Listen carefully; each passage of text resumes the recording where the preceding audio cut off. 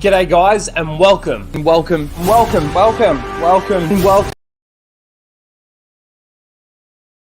G'day guys and welcome. Welcome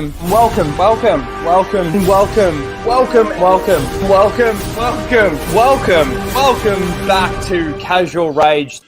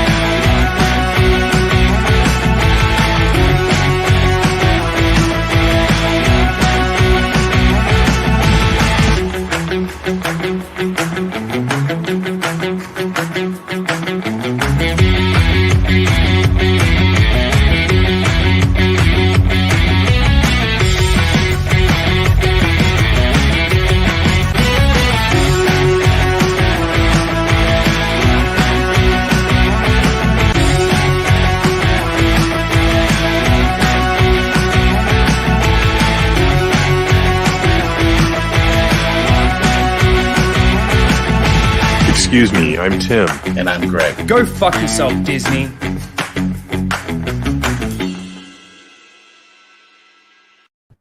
Hello everyone and welcome to Casual Rage. Casual Rage 48, where we casually rage out about the topics of the week. There hasn't been really too many topics of this week. We've got a couple of things that we're going to talk about. There is some Star Wars, of course, as per usual. I was going to talk about Marvel and What If, but I didn't even bother. Why bother? They should just call it that. So, yeah, I didn't really watch that. So we might not really talk too much about some Marvel stuff. But, yes, hello, everyone, and welcome. Tim, how are you on this fine, evening? I am doing great. I got two pieces of wonderful personal news. So, very good day. And tomorrow's Friday, so you can't beat that. And I just want to say that we found out about a week ago that Star Wars Expanded Universe author and libertarian science fiction author L. Neil Smith passed away. He was a credit to literary excellence, and he's going to be missed. He had a mouth on him. Dennis Pellegrim interviewed him sometime in the last couple of years, and he had some choice words for Disney. So sad passing. I read his Lando books when I was, I don't know, probably 13, 14, something like that. So R.I.P. L. Neil Smith. That is sad, and especially with, more and more destruction of Star Wars, and the authors aren't getting their royalties. Got to read that interview. He talked some shit. So, and he talked about royalties, of course. So, yeah. But thanks for having me. Well, no, I guess I'm a co-host, so thanks for having me. Yeah. Just thanks for being here. And of course we'll go because Greg is. Oh no, there we go. The Grand High Priest, Holy Order of the Jab. How are you?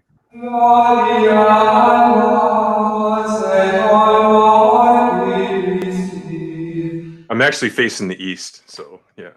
Good evening, brothers and sisters. How are you? I'm doing fine. I can't say I'm having as fantastic of a day as Tim is, but alive and kicking. But you're happy for me, so. Yeah, of course I'm happy for you, sir. I'm not happy about the author. I mean, that was kind of weird. No, yeah. Consider that good news, but. Yeah. I just wish it had more play because, I've read other interviews with him and good guy. Interesting books he writes too, not the Star Wars ones. And of course, tonight we've got a special guest. We've got Mara Jade Shadow. How are you? Hello. I I'd say, Tim, I laughed when you said about like the facing east because it reminded me of it actually reminded me of when I was in Afghanistan and part of my additional task was guarding the prisoners. And if you were there during like one of the 5 times they had to pray, you had to like, kind of rap on the door, give the signal to pray, and just like fuck it, it has to be that way. Just like face that direction. We don't care. Just like, well, it's funny because the Earth is round. Prison guard Mara. Is anybody else just fixated on that image right now? Yeah. But here's what's funny. The Earth is round, so no matter where you are, which direction you're facing, your prayer is going to hit where it needs to hit. That's why I pointed out. But they were like, you have to like point them in that direction, and we're like, and we didn't like I said, like we didn't really care. So we just point. Like they're not gonna know. They don't have a fucking compass. That way. Point up. It's great. Thank you. But yes, welcome everyone. Hello everyone in the chat. We've got Trillium here. We've got Timoon. We've got Scimitar. We've got Metalong. We've got Timoon again. We've got E. Clay Thomason. Runner is in the chat. Hello, Runner. What's up, Runner? We got Soul Assassin here. It's like it's only like, hello, Runner. Hello, Runner. We got Blake. That's another one. Hello, Blake. Blake, he's not done winding down. Last night was a lot of fun, despite the fact that I am tired now because I am retarded. We've got Jock Nerdy in the chat, and Jock Nerdy, he sent me a $25 super chat last week after we finished. I hate when he does that. No, I love when he does I know, but it was like all it said was sorry I missed it. So welcome everyone in the chat. Try pronoun this. Pronounce this. See? I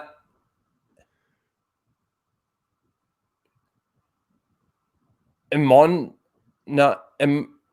know. Emanators. Or it's either emanator Z or emanators, like it's plural. I don't know what she or she means. I don't know. But welcome everyone. So the one thing that I didn't mention when we got started was the drop of the 007 trailer, which we'll probably actually go into first because there's been, of course, the talk about we're getting a female 007. And okay, I will lethal. Sorry, I just saw that. So we've heard a bit about it and how they're going to be making a female 007. This trailer, I don't know how much of it, like we see a lot of Daniel Craig, we see a lot of 007 in it. It doesn't seem like it's going that way, but then there's a couple of little bits and pieces where it does. He-Man trailer. Well, that's a fair point, actually. Yeah. I do have another announcement later, but let me bring up the trailer and we'll give it a quick watch. Have you guys seen it? No. When did that come out? 2 days ago. No, this whole week has been. It's basically the title should be "Perfect Time to Die." So yeah. Greg, have you seen the trailer? No, not really that interested. While you're bringing that up, I want to ask Greg how he feels about Top Gun being moved out 8 months. Is it? Yeah, to May next year. 9? I'm okay with it because I have resolved that I will never see another movie in a theater for the rest of my life. Cool. Because even the quote-unquote good movies just subsidize the shitty ones. So fuck Hollywood in its entirety. Death to the theater industry. Go to hell. Yay. On that upper, let's watch the trailer. Let's watch a trailer for a movie that's this trailer's got a really hard time to try and motivate me to go to the theater that'll never go to. Are you going to be okay watching this, Rhino? Or what do you mean? No, he'll get a copyright strike. If anything, hopefully, I get a claim. That's it. Yeah. Hopefully, it's just a claim. That's all I can say. As long as there's no sniper rifles, he'll be fine. Yeah. No, it's pretty much only ever a claim when it comes to trailers and things like that. Yeah, like that's what Warner Bros. Like I don't know about like this studio, but until they're not. Yeah, they just like slap a claim on you. And, like, it's weird though because like I do a trailer reaction for like let's say a Bad Batch or something, and no copyright claim, and then I do one for Spider-Man, I get a copyright claim. It depends on the studio. Some studios don't care because like Yeah. Universal understands it's like, hey, it's free advertising, so let them react to our trailer. But then you have like Disney or Warner Brothers that like slap a claim on you like as soon as your stream ends, so you can't monetize your stream. And I'm like, well, fuck you. I don't monetize it to begin with. So like, there it is. Yeah. I really hope that that's not the case with the Top Gun movie, because I'm like, as I think I've said, that's probably the only one that I've actually been sort of excited for movie wise. Ghostbusters and that one were the two that I would have gone to. I'm still going to go see the Ghostbusters movie. Like, I'm not going to go in believing entirely that because it's the son of the original director that it's like there's not going to be things in it that might make me cringe. But at the same time, it's like I have more faith in him than I would like Paul Feig to give us like that's a really low bar. Movie respecting what came before it. So yeah, Feig hasn't done anything good since The Office. Yeah, that's a really low bar. Here's the thing: like, when did it get delayed till? They only pushed that one back like a couple weeks. Yeah, right? just December. Like, Yeah, I kind of understand it's not happening. Pushback, but it's still this year, so no way it's happening. Because I tell you, we haven't hit flu season yet, guys. Yeah, like this is the late summer spike when it comes to things like the flu. The winter spike is always substantially worse, and of course, then it starts hitting the colder states, the Northeast, the Midwest. Much harder than like the Sun Belt is now. Mm-hmm. So even with the rates of jabs increasing and higher in those areas, it's still going to be a massive case spike, and I don't think they'll even. They're going to just push them back again. I'm sorry to say, like if the pattern at all mirrors last year weather-wise and therefore case rise, there won't be a movie that comes out after mid-October. Yeah, the Wonder Woman and Black Widow experiment was a failure. They're already transitioning to all the streaming stuff. They're already starting to dip their toe in all of that. So, but they're not getting anywhere near the revenues they need to justify the budgets for these movies. They're just no. Oh, absolutely. Speaking of which, before we played the trailer, we talked about this on stream like a month ago. This movie has the potential, James Bond has the potential to be the biggest failure in history, because just to break even, what, Greg? Yeah, because of its astronomical budget and delays. Yeah. $900 million budget. $900 million. So when you factor in the marketing costs and all that. Excuse me? Just to make the movie. Mm-hmm. I thought 900 was the break-even point. It is. Yeah. Does that include the advertising? So the budget that includes advertising. So okay. They need to make that much to break even. Not going to happen. Well, no, it's not going to happen. I mean, happen even like in normal conditions. Bond movies traditionally don't perform that well. Yeah. A few movies surprised me, like 2018. I'm trying to think of which one made like 1.1. Was it Christopher? Shit, how much did Captain Marvel make? Well, Captain Marvel, about like 1.1. Well, it was the 1 billion mark, but it was sandwiched between Infinity War and Endgame because people thought they had to see it. Yeah, that was a marketing gimmick. Yeah, not reflective of the true audience. Yeah, correct. I think that this one, because Bond is so dreary now, like I can't imagine that this thing, even under normal circumstances, would hit $1 billion. Yeah. What were you gonna address? I was just gonna. Soul Assassin said that's because nobody cares about Disney Star Wars. That's why they don't copyright claim their trailers, which I thought was funny. But also too, just in regards to this, some people that have seen Ghostbusters said it's good. I don't trust anybody's. I want to see it and make my own mind up. With that one. Because you got to remember, it's the people that got special access to it early that are saying that, and why did they get special access early? Yeah, like what do we usually call those people? Shells. Mm-hmm. There was a screening of Star Trek II: The Wrath of Khan back in like 2009, early 2009. Mm. And the people got there, and instead they showed them the JJ Trek movie as like a. Oh well, they didn't. Oh Well, my they God! I would have burned that it was a sneak motherfucker down. preview. But I think some people were pissed, right? Because if you're like me and Greg, you want to go to the theater and see Wrath of Khan. That's what you want to see. But they showed that I as would, like I would go to the surprise. theater actually to see Wrath of Khan again. Well, yeah, it actually Voyage Home That would was break on me. Fathom Events a few weeks ago. But point is, they showed as a sneak preview, and the reviews were mixed. Like half of them like loved it, and half of them hated it. That's not a good sign, you know. So with this Ghostbusters thing, but that was general audience. If it's critics and special access people, to Greg's point, duh. You know, what do you think they're going to say? It's already people who like the franchise and the movie and stuff like that. So I watched JJ's Trek in Afghanistan on like a bootleg DVD, and I was like, even I know. Oh, it's like even I know, but some I'm not a Trekkie by any stretch, but even I know some of the backgrounds of the characters, and like when that happened, I was like, wait, that's not right. That's not right. It's like so like it's like, why are you calling it Origins? Yeah. And Greg and I did like 2 or 3 streams on this, like about 2 months ago, like just breaking it apart and talking about why it sucked and terrible. Did we even get to act? I don't think we did. I think we only got through the first one. No, we did the second one, and we quit Picard after 2 episodes. I don't think we did the second JJ movie. We did. Maybe you repressed it. I don't know. Yeah, maybe.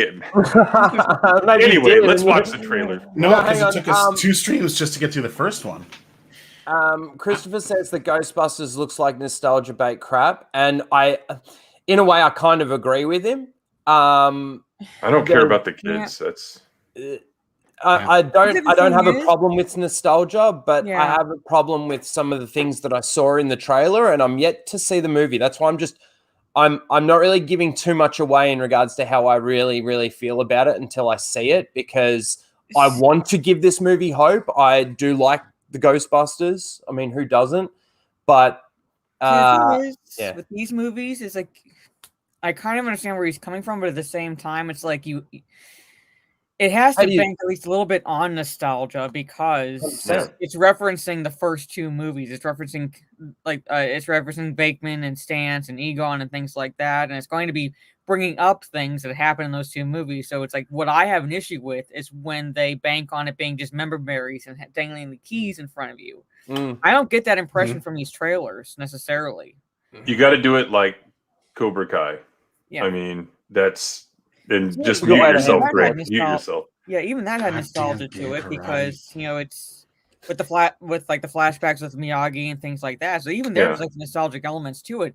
I don't have a problem with those. It's when they do it right. Yeah, it's when they do it right. So basically, like seeing that in this movie, I'm fine with it as long as it's not a bait and switch approach where they bait you with that, like he's saying, bait you with it and then focus on something else. I don't think that's what the movie, from my watching the trailers, it does not appear that way, at least. I could be wrong, though. I'm going to go see the movie. Yeah, you got to be careful a little bit on what you define as nostalgia bait, I think, because I mean, there's certain things for a Ghostbuster movie that you're going to want to see. Like, you're going to want to see the car. You're going to want to see the logo. You're going to want to see the proton packs.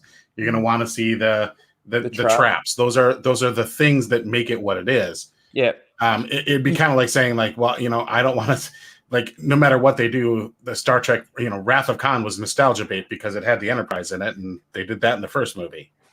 Like, this is the Enterprise. Of course, it's going to be there. Absolutely, it's Ghostbusters. You can't do another Ghostbusters movie without having some nostalgia in it. Obviously, well, you want a desired level. Now, if that's all you're banking on,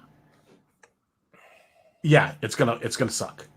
The two things that I noticed in the trailer was. And I don't have a problem with this, but because of the world that we live in now, I kind of do have a problem with it. It revolves a lot around the females in that universe. Like the trailer didn't really I don't know how much of the original characters we're really going to see. Are we only going to get cameos? But we're definitely going to have what's the girl with the glasses? Can't even remember her name now. Yeah, Janine. Oh, Janine, yeah. Mm-hmm. And like there was that. Now that's not even my biggest problem. My biggest problem was seeing these kids burning around in the car with the proton packs and just, you know. I've said it before, the elevator scene in the original movie where they're talking about the proton packs and how they haven't been tested and how dangerous they actually are and all of this kind of thing. This is why I'm biting my tongue a little bit, because if they can hand it over properly and give me a good explanation, then I'm cool with it. But until that time, I'm Yeah. I get where you're coming from. I don't want to get excited and then I go and watch it and it's like, what is this? Woke bullshit with no explanation for anything. It's like how they made the proton packs a joke in Ghostbusters 2016. That's what I was going to say. Is like, as long as like they maybe show the kids using them, but not well. Like maybe like, hey, you know, like no one's commenting on like, this is the stuff that like my grandfather used. Let's try it. And they like basically fuck up royally. And that's when sort of like what I guess, like, you know, not to bring up Star Wars, but like what Luke should have been like in the sequel trilogy, just coming in and saying, like, you know, kind of saving the day, like, here, like, this is how you do it. Mm-hmm. Sort of approach, you know, minus Egon. Then I can kind of get behind it. It's cliched, but at least it would be like the kids aren't perfect. They didn't just pick it up and start using it. They tried using it and like and realized real quickly, yeah, we're causing damage. We're gonna have to like figure something out. It just seems to me like it's not that I hate the kids, it's not that I hate the women or anything like that. It seems to me that, again, it's the whole narrative at the moment, strong female characters. You've got the original female character from the original movie. You've got the niece of of the niece of Egon. I actually think it's his granddaughter. Granddaughter of Egon and his daughter, right? His daughter, her mom. They're the three main characters that you see in the trailer. Wait, hold on. The mom, the daughter, and the son, right? I didn't see no son, but there might have been a son. Brother. Yeah. You also got to remember that was we like so hyper focused on the females this time. Like you missed the brother. Yeah. Like he's literally the one driving the car.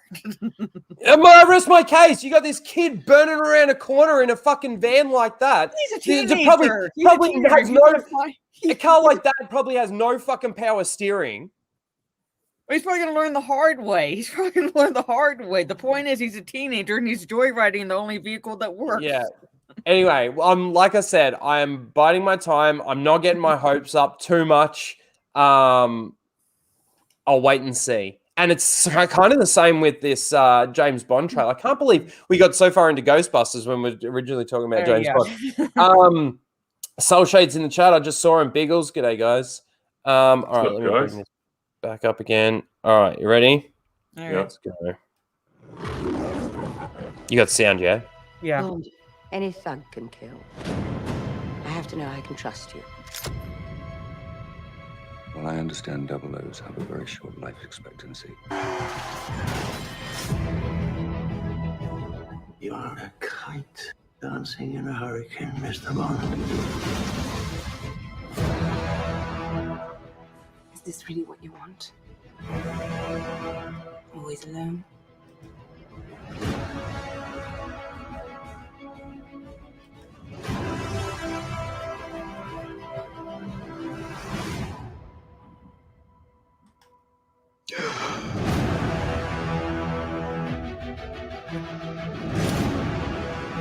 We used to be able to get into a room with the enemy.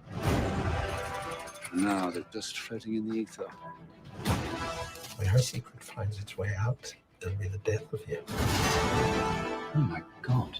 Target enough people. And the people become the weapon.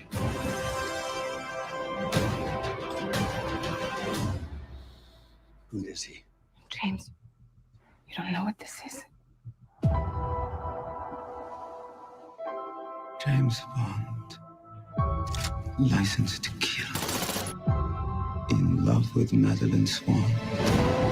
I could be speaking to my own reflection. Only your skills die with your body. And life is all about leaving something behind. Isn't it? Come on, Bond. Where the hell are you?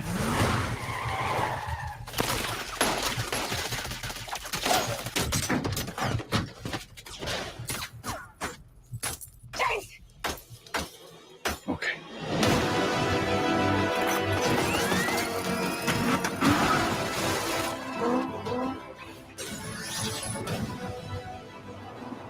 If we don't do this... There she is, the female Bond. It's this bit that I don't like. I have to finish this. Which bit? This bit. Nope. Have you ever flown one of these? Nope. Let's go and fly.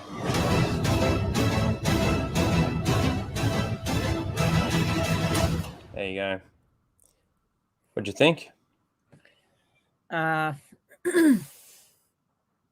mean, I don't expect them to give like too much of the plot away because it is a Bond movie, but I think that's like the one positive I can say about that is that I guess the chick didn't show up until the end in the trailer. Mm-hmm. But it felt like a lot of it was banking on, if you're a fan of Daniel Craig as Bond, banking on, again, nostalgia, because they started the trailer with every mission and started with Casino Royale and built up to this point, sort of a situation. So, and all that footage with Craig could have been from a total of 10 minutes in the film. You know what I mean? I was thinking the same thing. It could Easily. be like the first 10 minutes of the movie. That scene with the car where he's doing the donuts, that could have been the opening of the film for all we know. You know what I mean? Yeah. Exactly. And like Indiana Jones would start out in media race where he's in the middle of some shit and then that's not even part of the main story, you know. Who knows? Yeah. I'm not excited. I mean, it doesn't look bad. It looks like a Bond movie, you know, but I'm not excited about it. Trailer bored the piss out of me, honestly. It was a schizophrenic mess of jarred together bullshit. Like, I have no idea what even the movie's about. Yeah, that's a good point.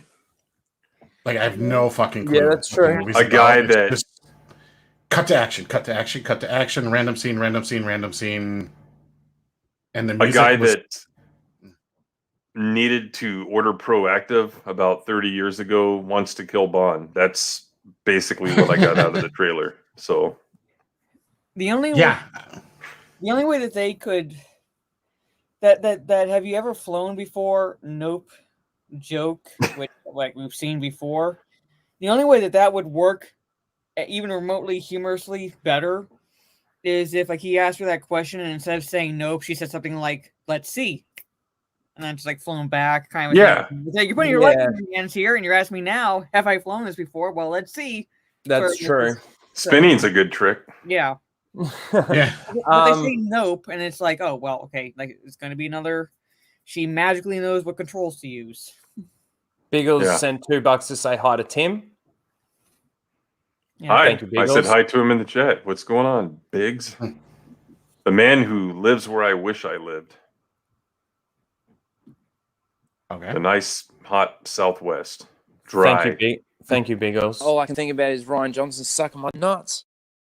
I think you need to think less about that.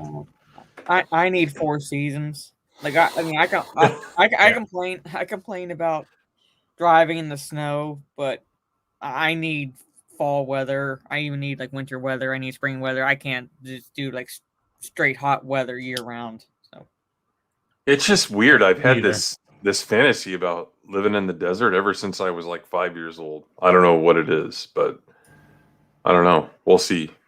Maybe someday. My thoughts on the trailer. When I first saw it, I didn't think that it sounded like what the rumors were coming out to be. But then I started thinking, like what Tim was saying, well, what we saw in that trailer could literally be the first 20 minutes of the movie, and then he's not in it for the rest of it. That black chick takes over as Bond. There was another trailer where there's a different voiceover from you subhuman, the leader guy, and he's talking to Bond about here's your new. I don't think it was replacement was the word. Anyway, I can't remember the wording, but there was some other voiceover, a different trailer or similar trailer. When was that? Was that a while back? Yeah. Was it? Well, it wasn't. I mean, it wasn't recent. I remember that. I vaguely remember that. That's why I'm asking. This movie went away and now it's back. Kind of. It's maybe weird. It was, but I've only heard it again recently because the trailer just dropped. Yeah. Again. So. Daniel. Yeah. That black chick. Wow, Rhino. What? Even the trailers now have become so damn cookie cutter.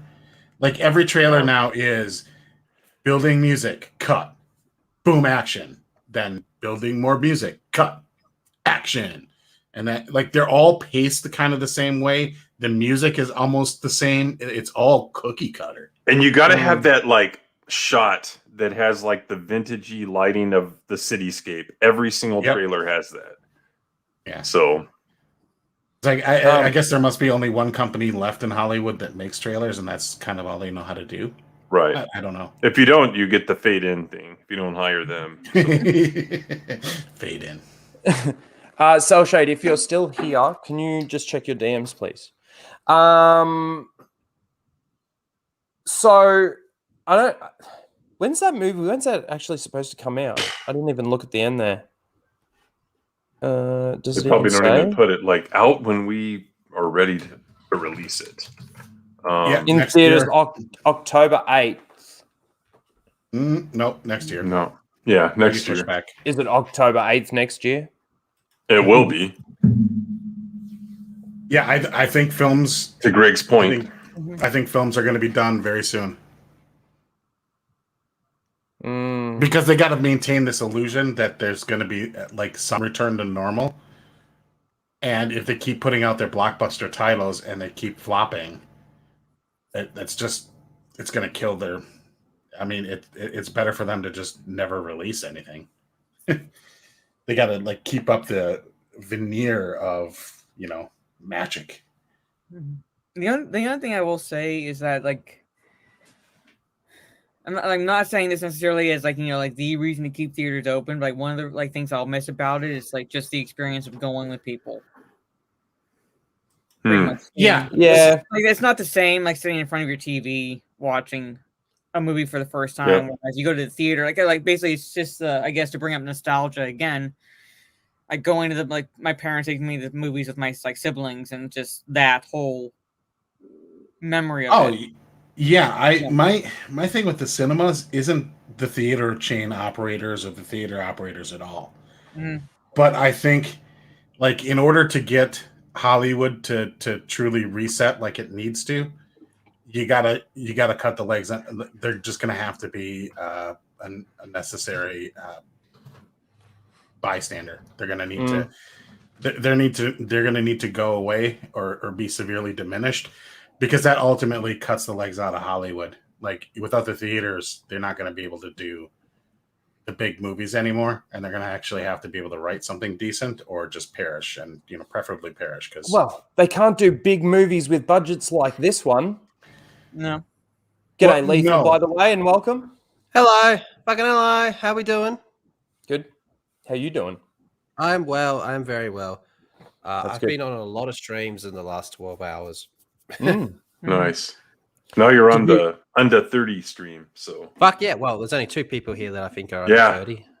Yeah, fuck these boomers, Tim. Hey, do you have your phone nearby you, Lethal? I don't want you to miss your call within the next 15 minutes. I am not putting that app on my phone. Good Lord. That's it's where so weird. That's your state that's test piloting that, right? That's mine, yeah. But it's so weird. Like Adelaide is like the most, oh my God, who the fuck cares place in the world. Unless cigarette prices and petrol go up, then people get really mad. Damn. What you doing, Rhino? Did you see the trailer? Did you watch Which that? trailer? The Bond trailer? No, I haven't seen the new one. There was one that they showed in the cinema when I went last week that I hadn't seen before. I don't know if that's like the brand new one. It actually looked kind of decent, but we all know what's going on behind the scenes. Yeah. I just feel like in all these trailers, every time I see Daniel Craig, he just has this look on his face where he's like, I don't fucking care, but if you knew how much they paid me. Yeah. He didn't want to do it, that's right? That's pretty accurate because he doesn't. Well, yeah, he said he was done. Yeah, then, that's the phone in expression, pretty much. And they just kept throwing more and more money at him, and until to the point where it'd be stupid to say this no. This is going to be Die Hard. This is going to be Bruce Willis' effort in Die Hard 5. Yeah. I'm only here for a paycheck, and I'm not even going to pretend otherwise. Yeah. Yeah. What did I do here? I jumped the screen by accident. Why'd you do that? They need to move Bond back into the campy and kind of cocky. Get rid of the mopey. No more mopey Bond. Yeah. Like they need to go back to fun Bond. The last Daniel Craig one I watched, I think, was Skyfall. I think a lot of these. Me too. I think a lot of these like older franchises need to take a very long break. Mm-hmm. Yeah, very. I think they need to stop with jumping on these franchises. They need to actually have their like what they say that they want, creative freedom, and come up with some good new concepts. Shit. Yeah, well, that's never gonna happen. But Bond's never stopped. It's always been around. But I think at this stage, it's taken some pretty significant breaks, though. Like it was a long time between Dalton and Goldeneye. Yeah. I think they need to take another long break. I think so too. No more Jason Bond, but I don't disagree. Bond either. Yes. Like Bond is supposed to be like these pulled back, majestic, awesome action sequences, not the quick cutty thing that Jason Bourne does. I mean, that's Jason Bourne style, and that's fine for Jason Bourne movies. But for Bond, it needs to be more cinematic. Wider shots, longer runs of continuous action before you switch a camera angle. That kind of thing. Yeah, like treat it like it is the standard bearer for like action spy thrillers, and instead of just going with the flow of everything else. Well, you look at, I know that Bond, he does drink to suppress some of those feelings that he's had throughout his career of, License to Kill. But I tell you what I don't care about? What? Bond's feelings.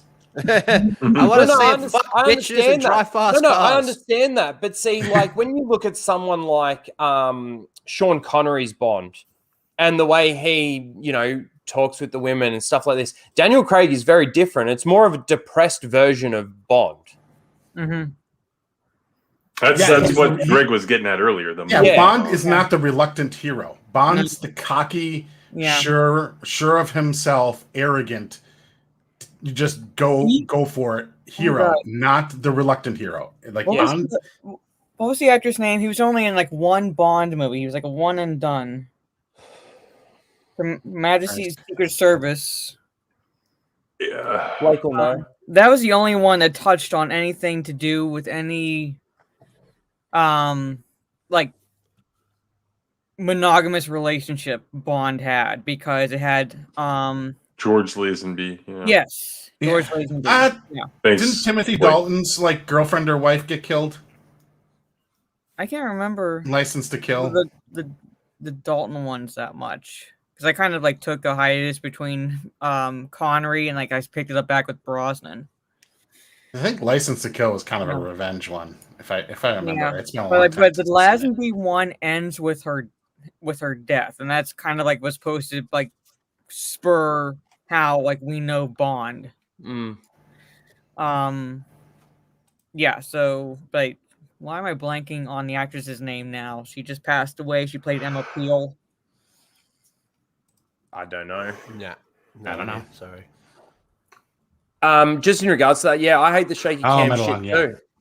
It needs to go away. It's always been shit. See, I even think Blair Witch Project is so fucking overrated. Yeah. Yeah. I don't like that movie. Okay. Metalong was Anybody saying, who rates that more than 0.01 out of 10 billion is wrong. Blake's thing is his best friend's wife that died, not his. Oh yeah. Yeah, my mistake. That shark scene in that movie, I remember that. That was interesting. That movie was actually really brutal for a Bond movie. And people were like, "Ooh, that's too dark for Bond." Oh, that was during the 80s, gore fascination. The gore fascination, and then everything had to do with drug lords. Yeah. Yeah. Crocodile Dundee too, and all the bad guys were drug lords. Mm-hmm. I think that was why Pierce Brosnan's the story behind Pierce Brosnan's Bond was pretty good. I think. I like Pierce Brosnan. He gets ripped on quite a bit. I think it's because he's American. He's not I think British. GoldenEye was good. Tomorrow Never Dies was not. Is that the one with Holly Berry? No. No, that's World Ain't Enough. Oh, yeah. See, World Ain't Enough, I think, has a really, really good opening scene when he's being tortured and he's locked up. Mm-hmm. I think that's fucking great. I actually enjoyed Tomorrow Never Dies. I liked Michelle Yeoh in it. But yep. Yeah, like then after that, his World Isn't Enough.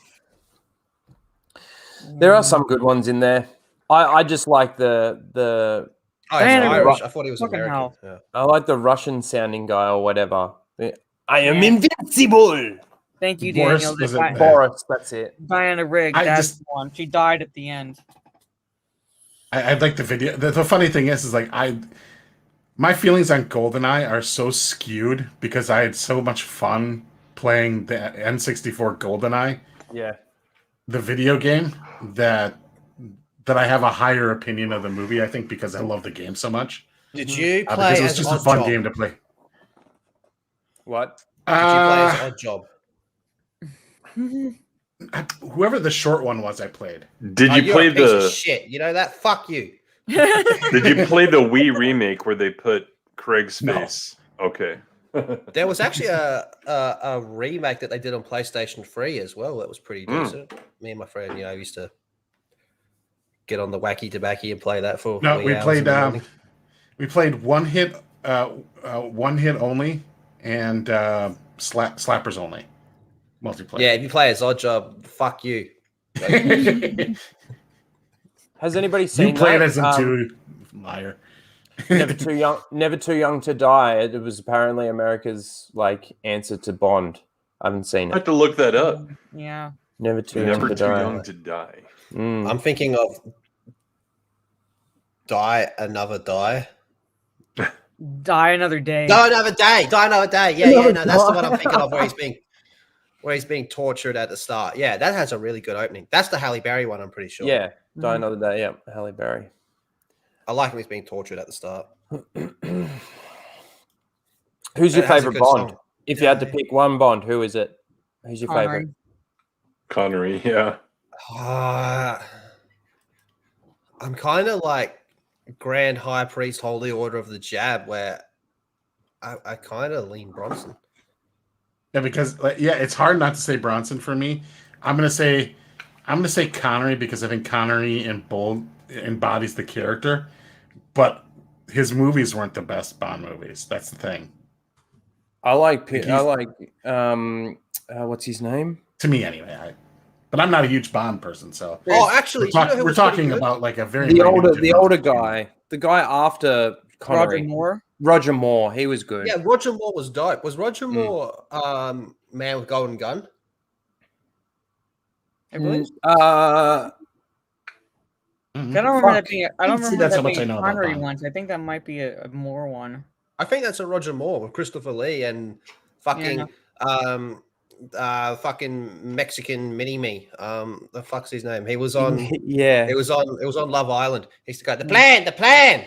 Yeah, he was. Yeah. What was him saying? Anyway, I like Pierce Brosnan, but I also like Sean Connery. My name's Yeah, Sean. like the three big ones in no particular order would be like Connery, Brosnan, and Moore, and then Yeah, then probably Craig. yeah, Well, I mean, I don't I didn't know. mind Dalton. Well, I think Dalton got a bad rap. He got a bad rap. I think he got more hate than he deserved. Because I think he actually could have been a really good Bond. I think he was fine as Bond. I think it's just that those movies weren't really good Bond movies. Like he played Bond fine. Like he's a good Bond. The movies themselves weren't good Bond movies because they were just kind of generic 80s action movies, I guess. Yeah, you know, and like the ones I'm like about is like Craig and Lazenby, only because Lazenby was like one movie, so I can't really judge him as Bond. Yeah, and anything more. And Craig is just. I just don't like the direction they took with the character. Like again, Bond is not a reluctant hero. No, I did like Casino Royale, but that was his first one, and then it kind of sort of started to fall off a bit more from there. Nick Nack. His name was Nick Nack. That was the little dude, right? Yeah, a little fucking weasel selling out motherfucker tries to sell out Christopher Lee. He was the dude in Love Island. He used to go, the plan. Tattoo. Yeah, that's true. He did Moonraker. Moonraker, is that right? Yeah. Yeah. That's a fun one. That one has what's his name? The big guy, the giant.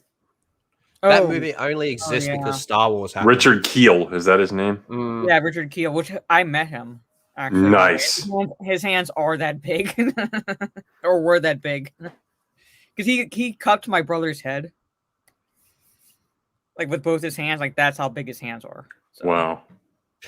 Like the claw just goes and picks him up. Fantasy Island. Why was I saying Love Island? Yeah, I was like, wait a minute. Tattoo from Fantasy Island? The plane. The plan. Yeah. I heard that in the remake of that, they're not going to have Tattoo. I guess it's like racist or whatever. Yeah, it's too racist. All right, Nick Nack versus Mini-Me. Who played Nick Nack?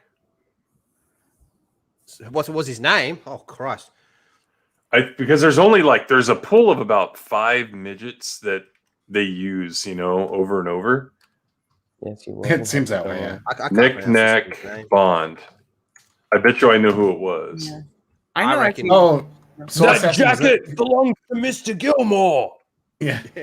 Yeah, that was him. That was Tattoo. Yeah, comes out in a couple weeks. Scheisse. I think Mini-Me would kick the fucking shit out of him. Yeah.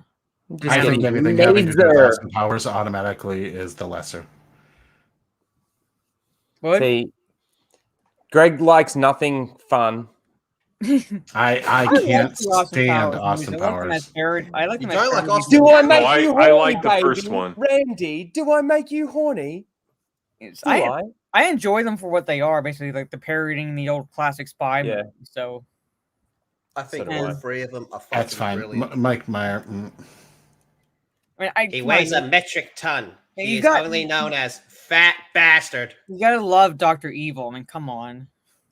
No, I don't. Oh my God, you're just an upper. Craig. Give Daddy a hug, Scotty. I think one of Mike Myers' best movies was So I Married an Axe Murderer. Oh, do you know why that movie's funny? It's because the dude, I can't remember his name. He can't. Every scene he's in, he's laughing. Every time Mike Myers talks, he laughs. He can't help it. He just can't help it, man. Mike Myers is. I've been making fucking Scottish jokes all morning on the last stream.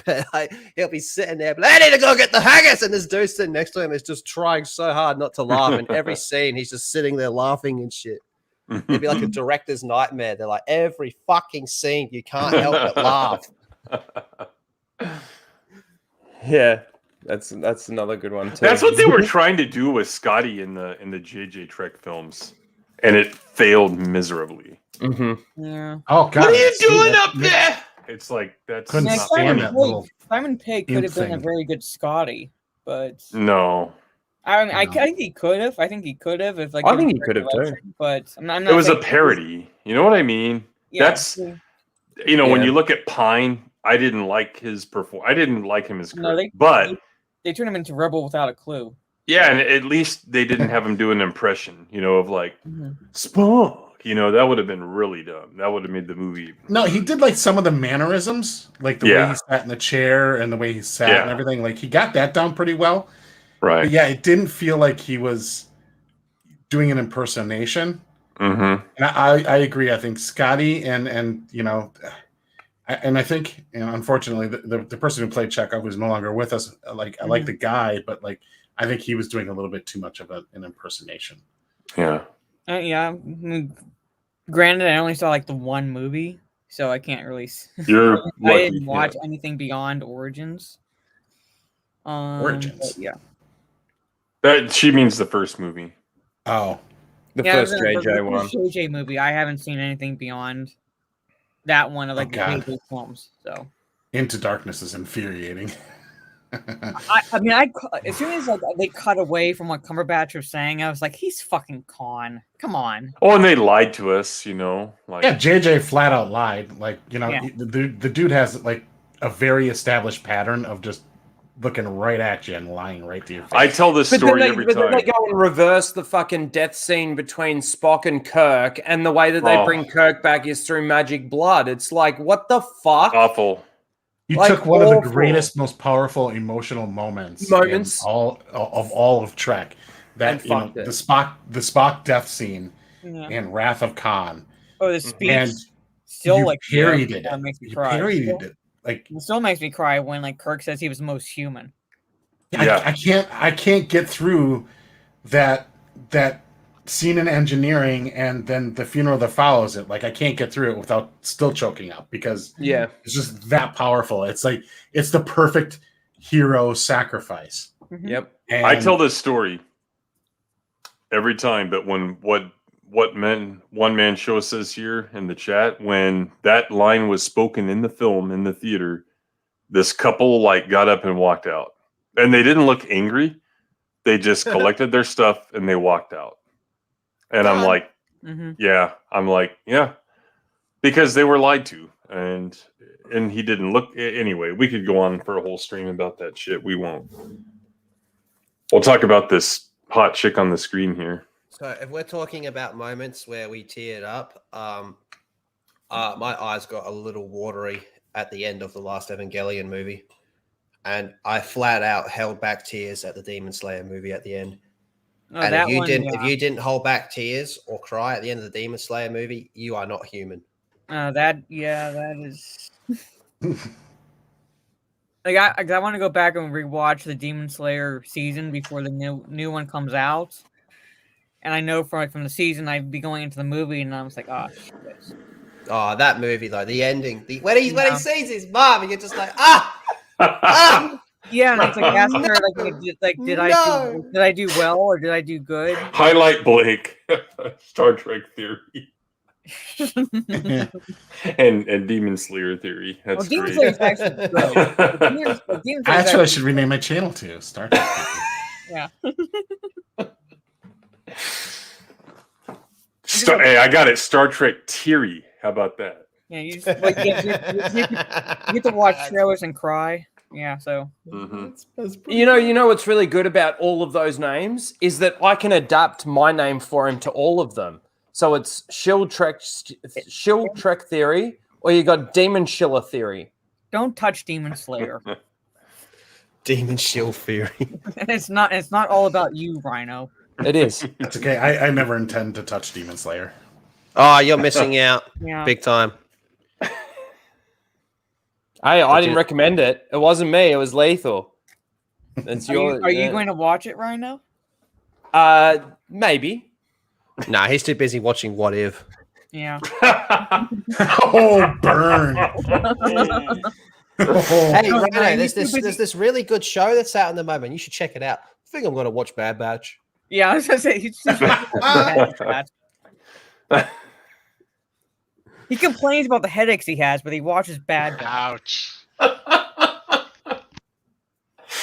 Look at that. That's our gal, Faye. Mm-hmm. So, Lethal, the reason why you came on was pretty much to talk about this situation. Oh. How are you feeling about all of this shit? Look, you're the anime guy. we have to start with the fact that this is a Netflix. Okay, in general, anime live action adaptations, especially Western ones, always turn to shit. I mean, look no further than the fucking Dragon Ball Evolution movie. But the fact that this is on Netflix, and Netflix has a terrible, terrible, terrible track record with this stuff. The Demon Slayer, no, not Demon Slayer, the Death Note, sorry. The Death Note anime is like one of the best shows ever fucking made. It's one of the best stories ever fucking told. And when you look at what they did, in fact, I think I can actually show you. There's this little clip on YouTube where it shows you the comparisons of in the anime, the Death Note anime, when he first meets the demon compared to the Netflix adaptation when he meets the demon. And it is awful, absolutely fucking awful. But now we're getting the fucking Cowboy Bebop. Cowboy Bebop is brilliant. Like, people, I still meet people today that tell me they haven't seen Cowboy Bebop, and that just blows my fucking mind. Like, how have you not seen this show? It's that good. It's actually really fucking good. Tim, I reckon of everyone on this panel that hasn't seen it, Tim, I reckon you'd be the one that likes it the most. I haven't seen it. I think you would really, really like Cowboy Don't say Bebop. that to Greg. If you say that to Greg, he won't watch it. I You got to say, guarantee you Greg, Tim would if love you it. watch this, you'll fucking hate it. That's the rule for you, not other people. But it is anime, so Yeah. I like it. I guarantee Tim would like this show, man. And we have Faye Valentine here, you know, part of the Bebop. Yeah, as you can see, look at the costumes. It looks awful. And it's not because, oh, her fucking titties are small. You can't jack off to her. Like, first of all, yeah, I fucking can. And two, it just looks fucking awful. And this chick here, we've all seen the video where she comes out and starts dunking on fans and just goes full retard mode. But there's actually, and she's deleted that since then. So maybe someone got in her ear and said, take it down, bitch. You're fucking causing up a shitstorm. But another video got deleted, which was actually really fucking funny. It's the one where she talks about her skincare and she makes a joke about having a fucking cum shot. I clipped that, yeah. It's funny. It's funny. Yeah. She comes across as really likable in that. And she's just such a lying bitch. She talks about how she can't fucking wear those tight clothes and do all the stunts. It's like, whoa. Oh, yeah. What about gymnasts? What about female wrestlers? What about literally fucking everyone that does it? What about the outfit that you wear in your last TV show where you're looking fucking mighty fine in that? So it can be done. See, it the can thing be with done. the skincare People thing, didn't go at her. People weren't having a dig at her. People were saying the outfit sucks. yeah. Yeah. Just with that skincare video thing that she did, there's my skincare routine, and you say it's, I saw that as, I don't know if facetious is the right word, but like she's doing it spitefully. Is that even the right word? I don't even know what I'm trying to explain. I think the skincare video was more like tongue in cheek, pretty much. It was a joke. Like, She was a joke. yeah, but like the video where she was, basically ragging on fans, that was like she was like that was like a poor attempt at humor, but it's like basically she was taking the criticisms of the outfit as like personal attacks on her. And I like would hazard to bet that she didn't even read maybe like any of the comments, but really most of the comments she did not read. She's probably going with word of mouth from someone who claims they saw all these comments, and she's just going off of that because but look, read every one of them because she would say like it's maybe a fraction, like a tiny fraction of the ones who are maybe lewd in their criticisms, but most of them are saying that outfit is looks horrendous, and plus it's so muted in that shot she almost blends into the background. Yeah, they all look shit. Like, I mean, I think even the fucking dog being on a lead is a bit of a what the fuck. The dog's not supposed to be on a leash. None of them are smoking cigarettes. Now, granted, that still could be in the show, but there's a lot of cigarette smoking in that show. Well, they're supposed to be at least. Spike looks okay at best. Jet Black, well, his name's Black, so hence he must be black, just like Black Canary, am I right?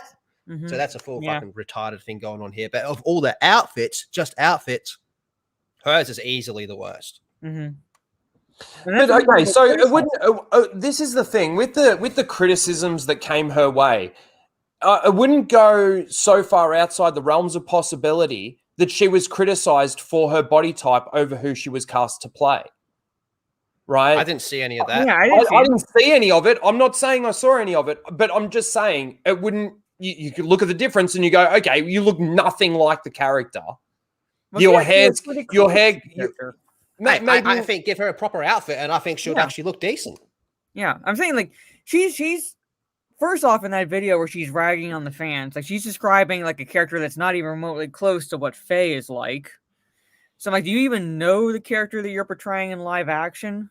Pretty much. So I get. This is just to give you an idea of how bad Netflix goes. Now, I know you guys are fucking weirdos, so I won't play the whole thing because it's in the superior sub. But I'll give you an idea. So there's our boy Light. Yeah, the fucking he meets the demon and he's all like, yeah, hey, how you doing, man? I don't give a fuck. I'm a fucking badass motherfucker. There's a demon. All right. Now here is how he meets the demon in the Netflix film. And the only good thing about the Netflix film is William Dafoe.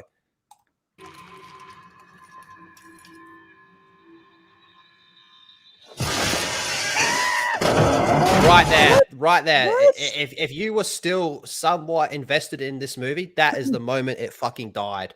Oh my god! When he turned into a pussy. Yeah, freeze frame that when he puts his arms up. Sorry?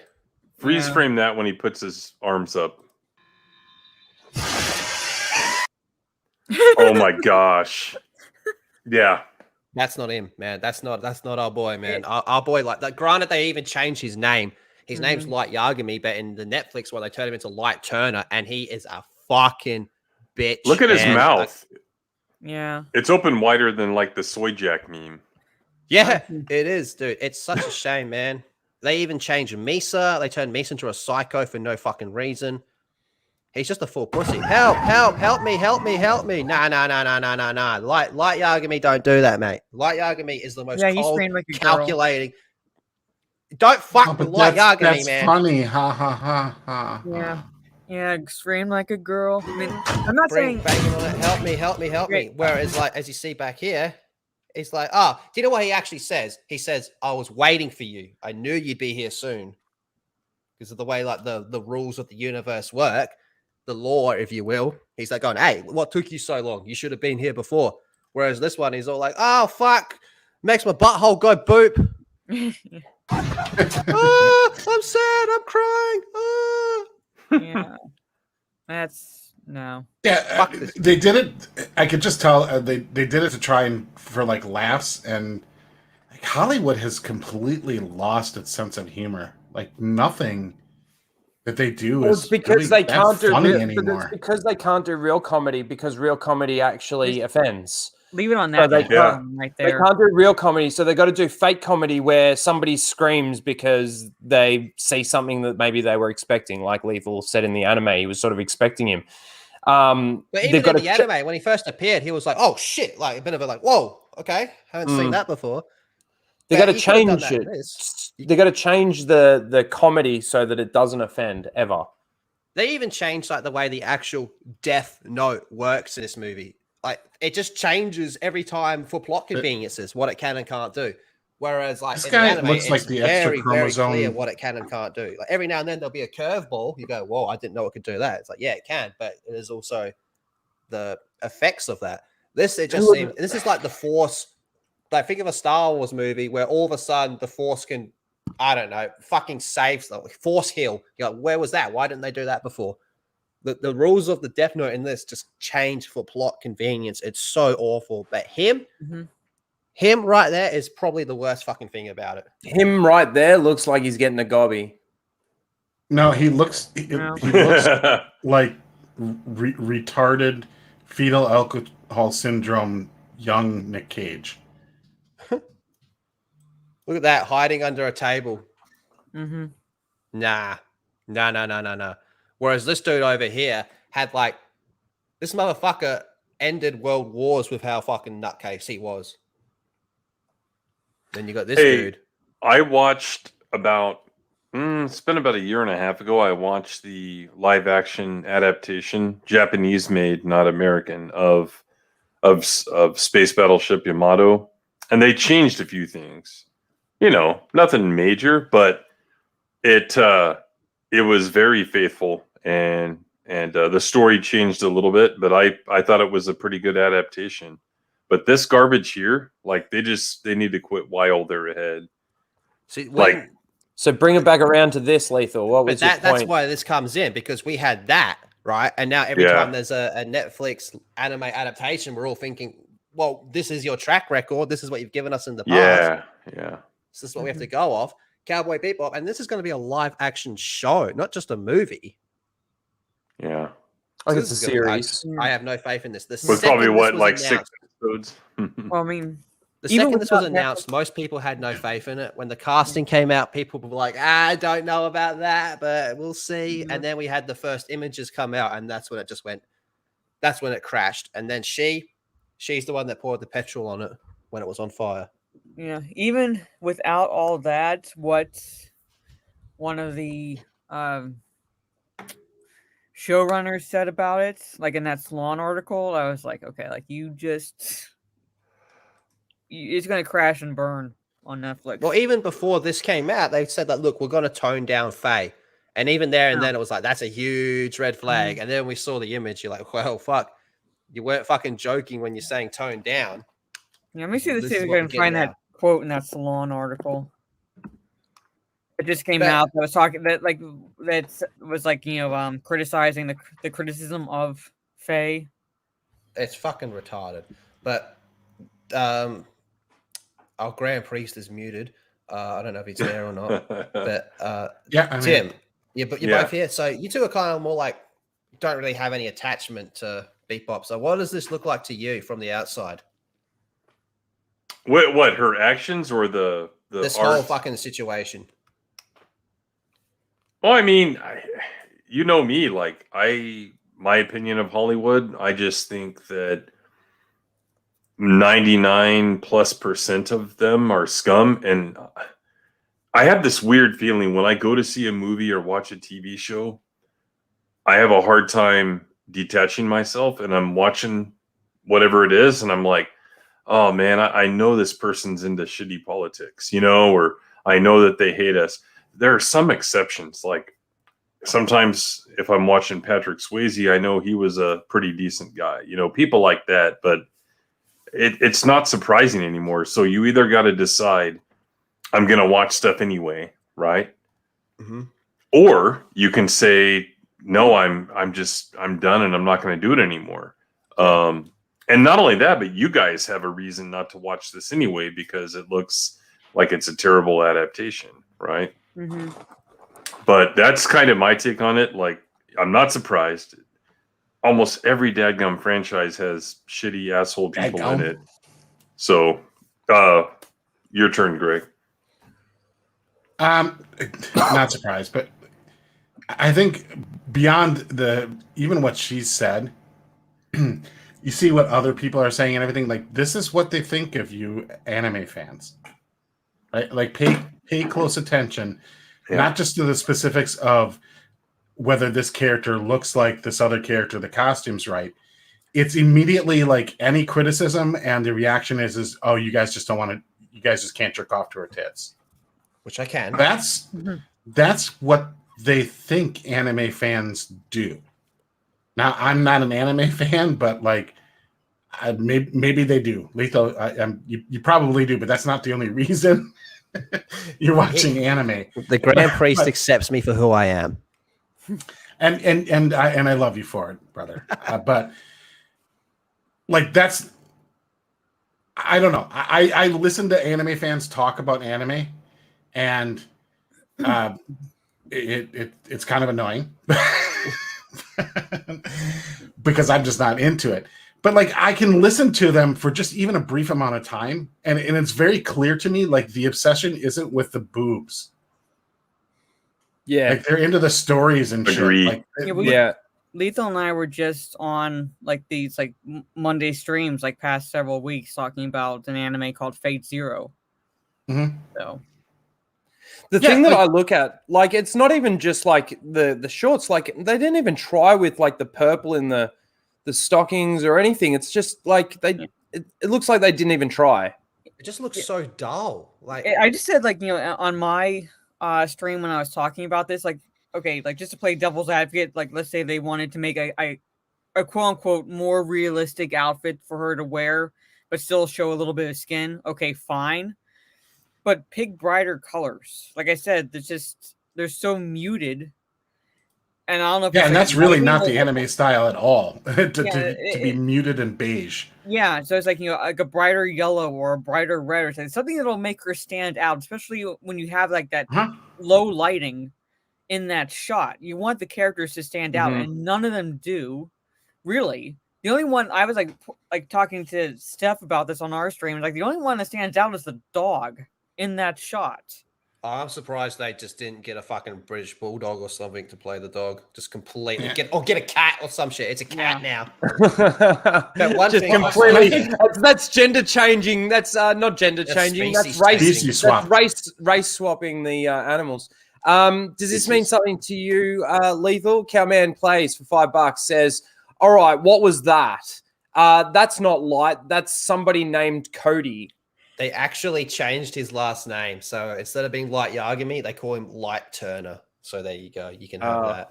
But even just like going back to this chick, one thing that's not really, that none of these people have brought up about Faye is, gun to my head, I'll say of all of them, Faye has the most character development in the entire show. She finds out about her past. She has that nervous breakdown where she sleeps in where her bed used to be. Because she's from the past, right?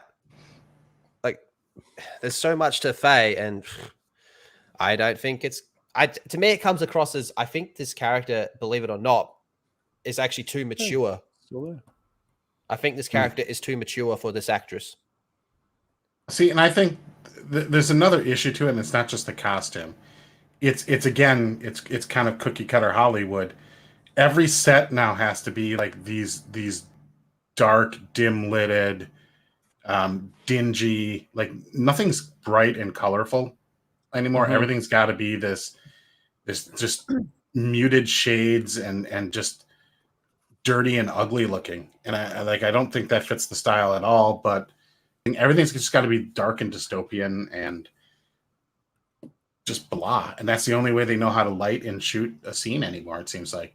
Like nobody. The one thing there isn't any cinematographers that can like film in like a bright setting. The one thing that I will say this has going for it is they have the same music composer.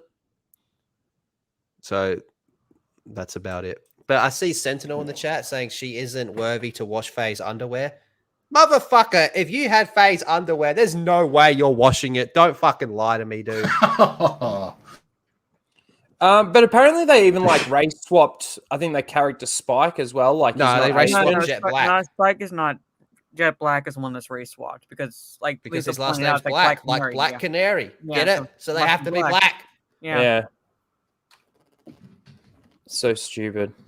Well, and to speak to what Cellshade said, he actually said if you don't like it because you can't jerk off to it argument. That's so bizarre to me because like have you been on the internet? Like there's no shortage of stuff to whack off to. Like it wouldn't upset me if like one thing, like, oh my God, Pornhub took one video down. Oh no. And this will make Rhino happy. She greatly underestimates my powers. I'll recreate that skincare video with her. Okay. Sure you will. Yeah. I did clip that, and I'm thinking about modifying it by adding first like a cut of Peter North with his eyes closed looking at the ceiling, I'm not sure yet. But. I think you should add me just so I can add it to my archive. Put Lethal's face on his Peter North. On Peter North's head. Yeah. Mara, do you know who Peter North is? No. Male porn star. All right. We used to call him the Rocket Man. The Rocket Man. Yeah. Like every other movie he was in for like Mara, there's a very, very, very you've definitely seen him, you just don't know his name. I probably have. Yeah, I don't really like. She doesn't know the lore. No, for me, the male porn stars are like, they're so unattractive. I'm sorry. For the most part. You mean most of them? Yeah. Until they drop their pants. He's not too bad. Till they drop What their about pants fucking- and then they become very attractive. I said What most about- of them, not all of them. What about the man himself, Ron? Oh God, come on, no. Go here, give us a loving, No. bitch. Oh, did you hear about him? Yeah, he's Yeah. he's not he's gonna have a fun end of his life Yeah. behind bars. Mm-hmm. I What got. goes around comes around. Okay, I got a little announcement. Making Rhino Before we get into You're a the furry? no, before we get into the Boba He Fett hesitated. stuff, I have an announcement. So this is something that I've been working on. He's with coming out. Yeah. Cell Shade's been working on something for me. We do have a semi-completed product. There is two small changes that are just going to be made to it. Nothing major to the actual image. Yeah. We know what and- that means coming from Rhino. I've and- experienced it firsthand. So. No, it's not like- 137 more revisions to come. Oh my Yeah. I just want you to move this slightly to the right here. And sorry, keep going, Rhino. Sorry. So this is going to be some new merch that I'm going to be coming out with. So get ready for this. I'm hoping to have it all set up by next Casual Rage, by next week. Soiled underwear. But here you go. First look. Nice. First look. What do you reckon, guys? It's Charles love it. choking me. Wait, saying, hold you on. want to fight? Is that the Omega Funko? Yeah. Yeah. He's done a great There job. you I don't know go. Lethal, your gift made it into another product. Yeah. I sent it to him for him to blow it up, and now he just like cherishes it. Yeah, I know. Yeah. He's gonna cherish it forever with that picture now. And if he blows it up, he has Charles to choking remember the it shit by. out of you. You want to fight? It's so good. Wearing Navy's he's fuck an animal. t-shirt. It's so good. I love it. Shout So out to Cell Shade, absolutely great job. Thank you very much. The things that we're fixing up is just this in here because he couldn't see what was behind. So I don't know these two images in here. I didn't really can't really make out what's actually going on back there. So I said just make that a bit of the wall and just put a blind there because there's a window With an there. Omega poster behind him. Yeah, no, don't do that, Cell Shade. Don't take that advice. But That's yeah, fucking brilliant. awesome. I love it. That's I love fucking it. brilliant, man. Cell Shade, he's amazing. He's really good. He really is good. amazing, man. So as well, go and follow Cell Shade on Twitter, and he's got a YouTube channel. Go and follow him there. Yeah, all that good stuff. But yes, this will be out in the coming weeks. So I will, of course, let you know. But I wanted to show you essentially the completed product. I thought it was awesome. You want to fight? I love it. Awesome Great stuff. All right, guys. Let's get into. It's pretty much the last topic. I think you missed which- some super chats. Did I? I think. Oh no, you already read Cowman's, didn't you? I think Yeah, there's just more. one from Vicious Archon. Vicious. Vicious Archon for $2. Here we go. Not even Yoko I got Kano. you. The won't be original able to save director, it. the original director of Cowboy Bebop, he basically came out and he said that he can only hope and pray for it. Well, he gave for the them Netflix advice. He version. gave them some advice and told them what they probably should do, and they're probably not going to listen to it. Well, he said that the pitch left him when they pitched it originally. He said it left him with like a bad taste in his mouth, and the way things have turned out, he can only hope and pray that it turns out okay. Yeah. I did a video on that recently as well, actually. It's a wing and a prayer right now. So Yeah. Thank you for the $2. Appreciate that super chat. Appreciate all the super chats. Appreciate all of you being here. All right, Tim, you got that article? Do you want to bring that up? Yeah, I'll bring it Before up. you move on, I might jump off. I got a bit of running around. Star to do. Wars. Yeah, Get out. Star Wars, blah, blah, blah. You guys blah, gonna blah. run away. It's like, oh, we're done talking the anime titties. I'm out of here. Yeah. No, thanks for coming on, dude. Anything you want to plug? We got the full Aussie, of course, tomorrow night. But Yes, other than sir. that, anything else? Disparu's going to be joining. He's part of the Geeks and Gamers team. So that should be really cool. He's British. We can make fun of him. We can make London jokes about him. Yeah. If you haven't subscribed to my YouTube channel, I talk about anime, obviously, video games, comic books, all that good shit. And starting very soon, I'll screen share this. About 2-3 weeks ago, myself and Lady Gravemaster, we just did a random live stream just talking about Sailor Moon and how fucking off guts it is. Hence why my tuxedo mask profile picture. And I was talking to her recently. Can I get a screen share? Yep, sorry. It's because I had to scroll down. I didn't see it pop up. We've decided that on the last Saturday or Sunday, depending on where you are in the world, of every month, starting this month, we're going to do a stream going through one volume at a time of the Sailor Moon manga. So end of this month, we'll be talking about volume 1. So if you want to read along and come weeb out with us, it'll be great. I'm glad you're doing this because it's something old. So thank you, because it's giving people something to watch that's not, and read. you know, Marvel and Disney and all this other bullshit. Star Wars. Thank you very much. It's going to be great. I'm really looking forward to it. The Sailor Moon stream we did where we just talked shit for, I can't remember, I think it was close to 2 hours. It was a lot of fun. The chat loved it. And yeah, now we're going to go through the manga. We're going to start with volume 1. So first time reading it or rereading it, whatever, man, it'd be great. Will there be Sailor Moon butt pics? Abso-fucking-lutely. I got you covered, fam. Remember, all us weaves, all we do is jack off into body pillows and shit like that. Weird. Very specific body pillows. Yeah. Body pillows. Actually, I'll show you something real quick. Give me one. No, don't show us that. Yeah, bring up the body pillows, and he's. I'll be back in 1 second. So yeah, that is not even like just a meme at this point. Like there is like not a hierarchy, but like there's weebs and there's weeaboos. And if you're a weeaboo, you have a body little pillow that you literally jack off into because that's your waifu. Oh, that's what Lethal called me the other day.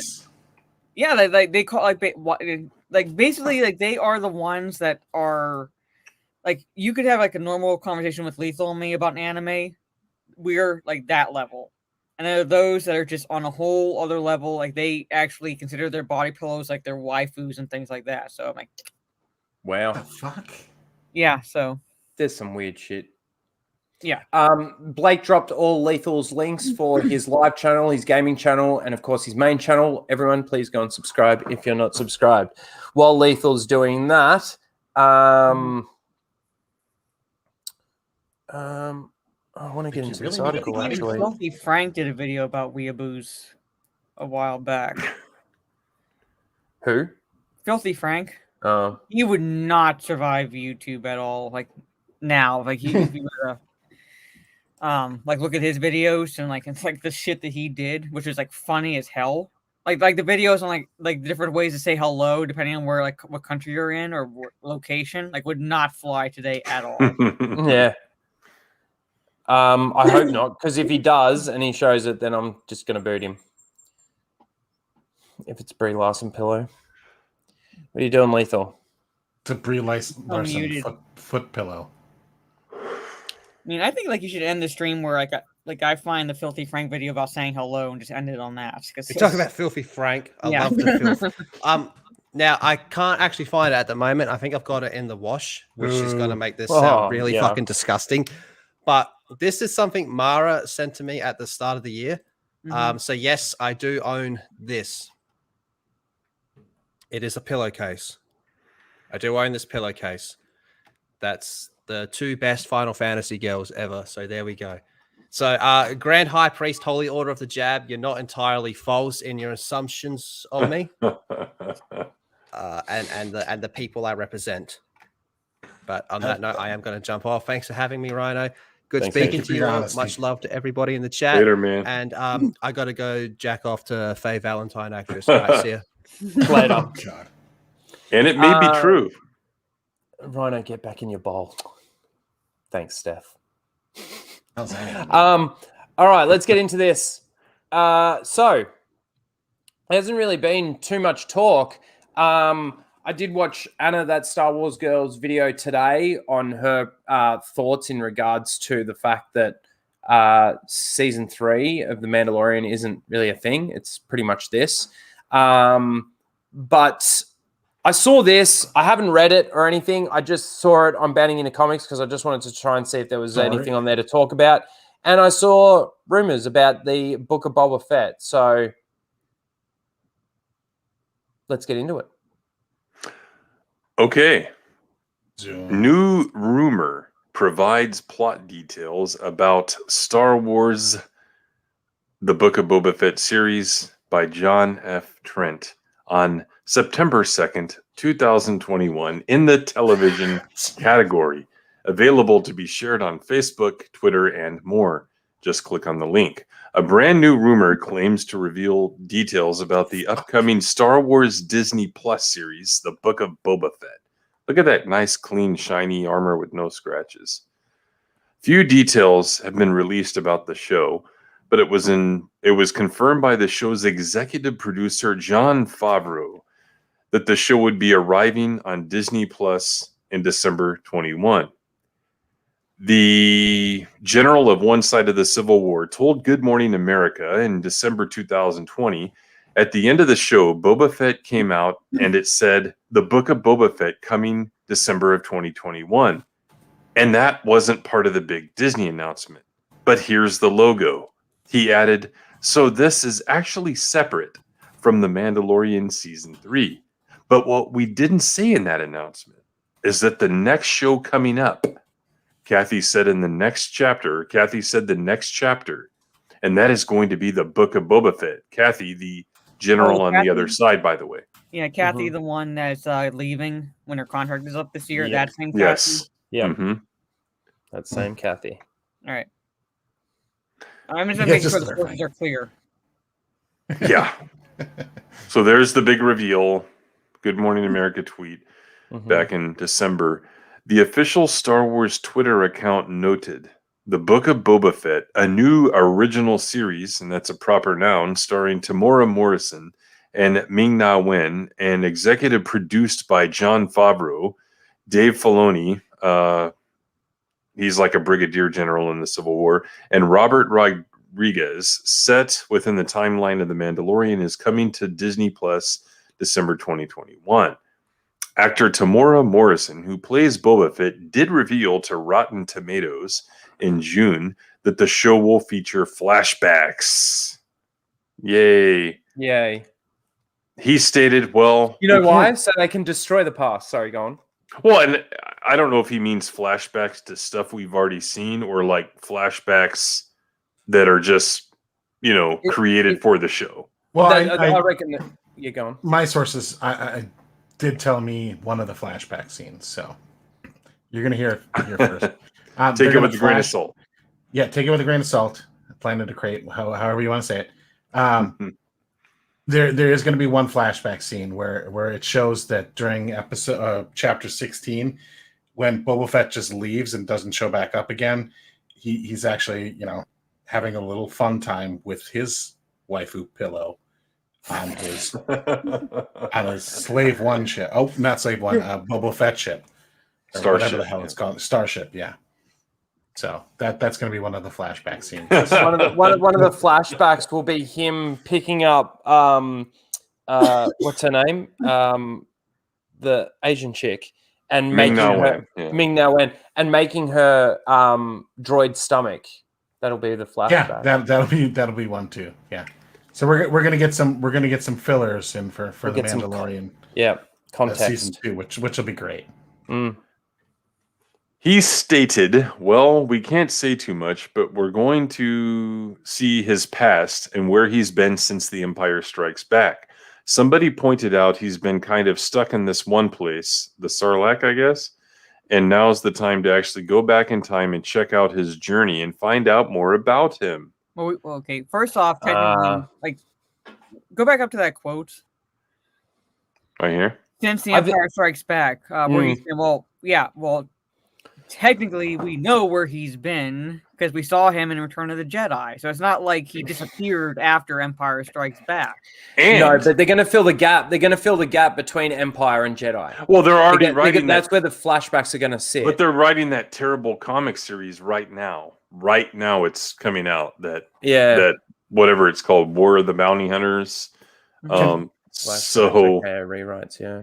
Can I share with you guys the flashback scene that I want to see? Yeah. Yep. I want it to go all the way back to episode 2.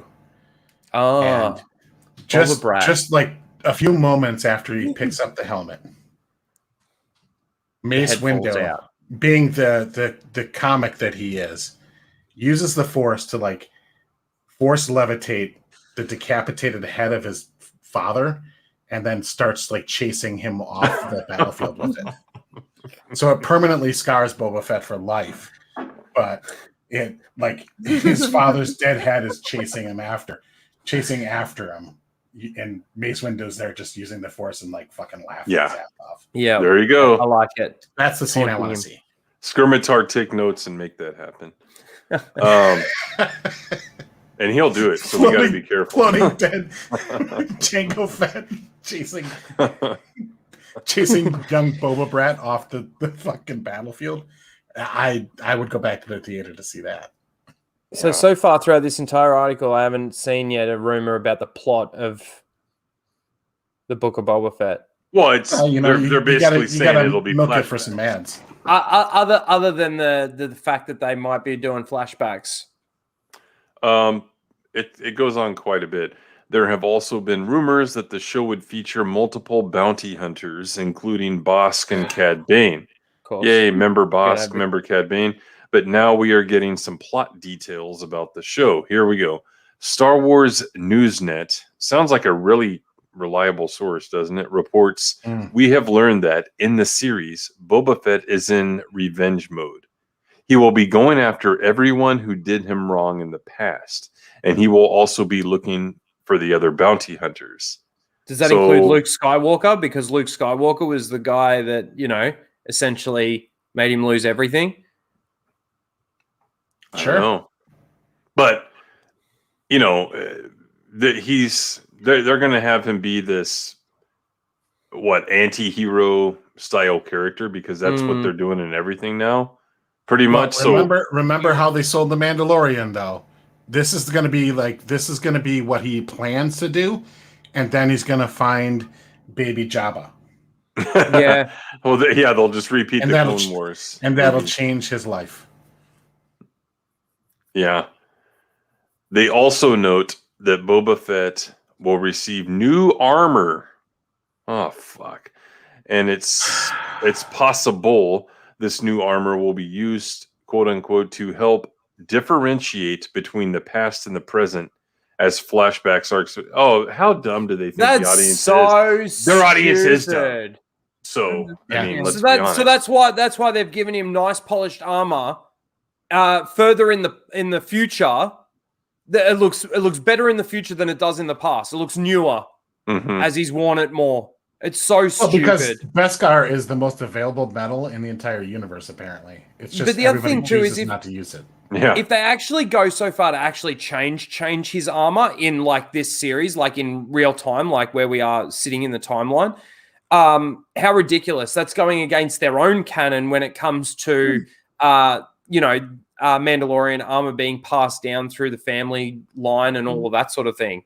I got into arguments with people who were defending how his armor looked after he polished it, and I was like, Boba Fett would not have done that, because basically removed all the dents. Yeah, but within Mandalorian culture, they keep the scars on the breastplates. They keep the dents because that shows I've been through some shit. You don't want to mess with me.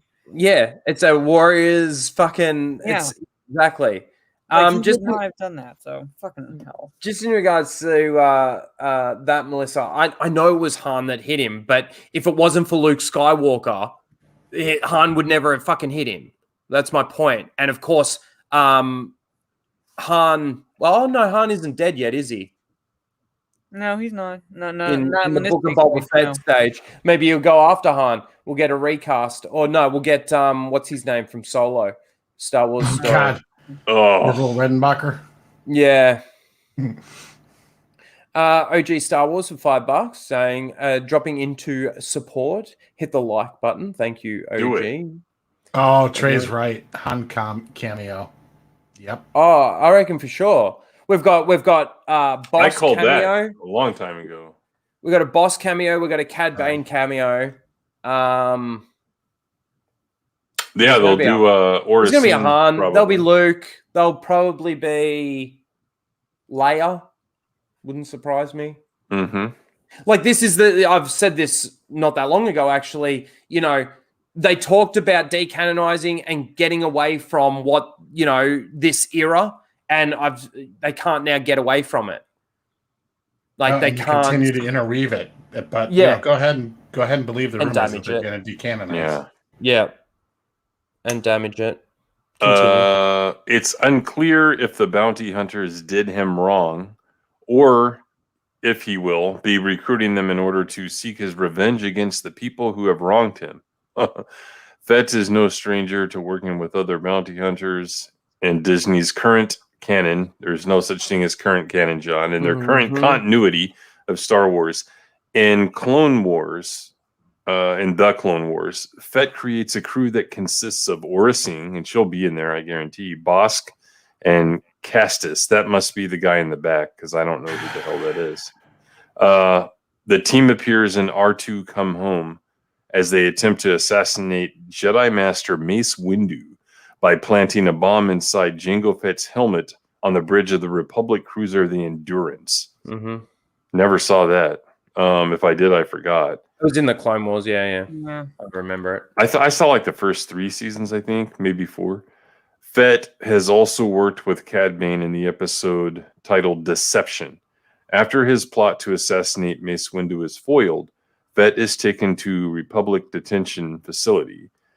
While in the facility, he works with Boss to stage a prison riot in order to help Cad Bane and Jedi Master Obi-Wan Kenobi, who is disguised as a bounty hunter, Rocco Hardeen, escape with a prisoner named Moralo Eval.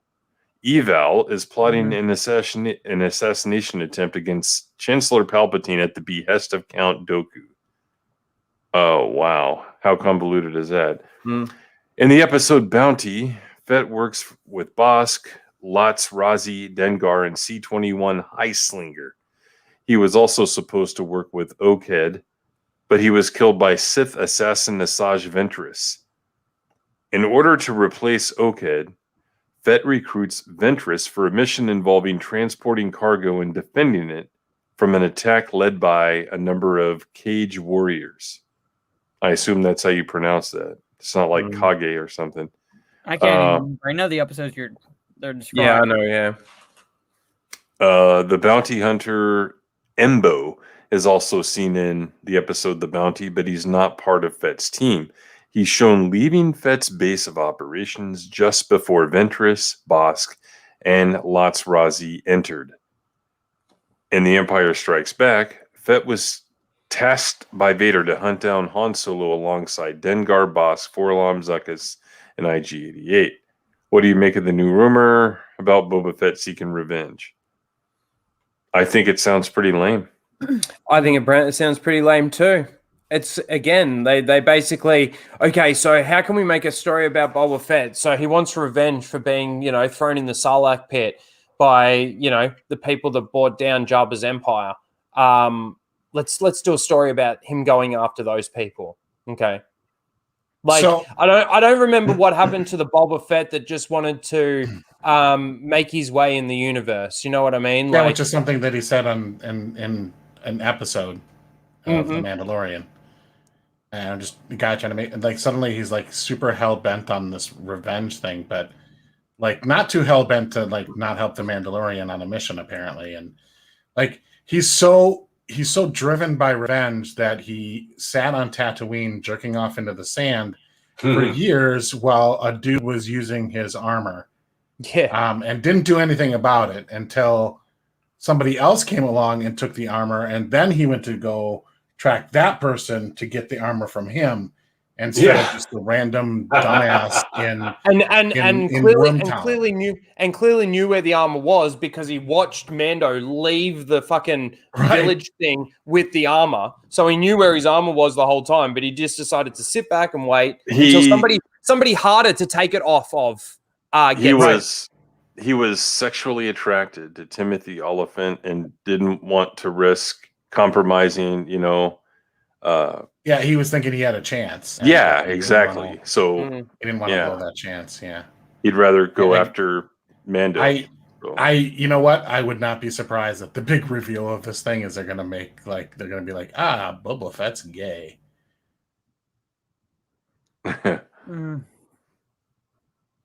Yeah, probably. And that would tie into it? the Omega thing, right? But see, you know who's going to be doing all his missions? It's going to be Fennec Shan. Fennec Shan's going to be the strong female character. She's going to lead the show. It's going to be barely about Boba Fett. They'll find a way to destroy his character, and it'll just be cameo appearance after cameo appearance with probably a baby Jabba. And it wouldn't surprise me. And it wouldn't surprise me about the baby Jabba thing. That's why I didn't really laugh, because there was a baby Jabba in the Clone Wars. He does have a son. Yeah. Mm-hmm. Right? Yeah. So it would not surprise me in the slightest. He's probably a 50-year-old thing. He's still this tiny little slug. It just wouldn't surprise me. Sure, because, why not make them age the same as the Yoda species, I guess. Yeah. Sure, why not? Yeah. That'll be great. This sounds to me like, okay, they missed their opportunity to tell like a little darker story with the Mandalorian, so now they're going to do this weird like John Wick as Boba Fett kind of storyline, and I don't think it's going to work. I don't think anybody's going to be. They're not going to I don't think the target audience is going to want to see the lead character go on a murderous rampage. And I don't think that Disney would make a show like that. So I think that's what they're selling right now. I don't think that's going to be what we're going to get. Yeah. Well, it's kind of like how they promoted The Mandalorian, right? They promoted The Mandalorian as, we're not going to have any Jedi. It's going to see the underworld of the Star Wars universe. It's just going to be the bounty hunters and this and that. And then he's always going to have a good enough reason to do it. His actions will be justified. He'll be the sympathetic anti-hero. And again, the entire story already doesn't fit with what they've established in The Mandalorian seasons 1 and seasons 2. Now, do you think that we're even getting another I know we've talked about this before. No, we're not yet. I don't think so either. I said at the time, like when we did Casual Rage right after that episode premiered. I mean, obviously the focus was on, oh my God, Luke Skywalker. I'm like, this felt like a finale. Yeah. This felt like a series finale. They even had like the whole cast shot at once, like wide, where like they're all just kind of standing around in a semicircle, kind of like, here's the cast one last time, guys. I think at that time they were already going to be like, we're going to move away from the Din Djarin character at the very least. We're going to spin off Bo-Katan and what's her name into another show. We got Boba Fett and everything into this other show. Will be good. And because I don't think the Mandalorian can stand on its own without Baby Yoda to its audience. Season 1 was nothing like how they described it, Melissa. Season 1 was nothing like how Jon Favreau explained the series that he invented, that he came up with. Nothing. No, it was smaller and self-contained, but he became a daycare provider after like the second episode.